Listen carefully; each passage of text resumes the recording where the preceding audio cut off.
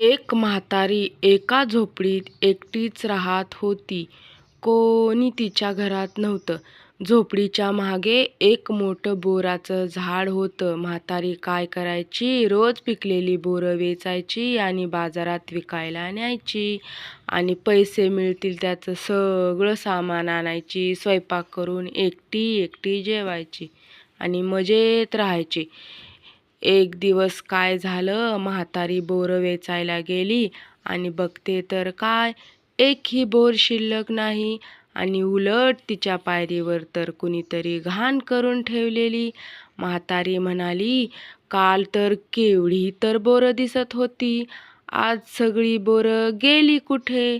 जाऊ दे, कोणीतरी नेली असेल. झालं, म्हातारी बिचारी तशीच झोपी गेली. दुसऱ्या दिवशी परत बोरं वेचायला गेली आणि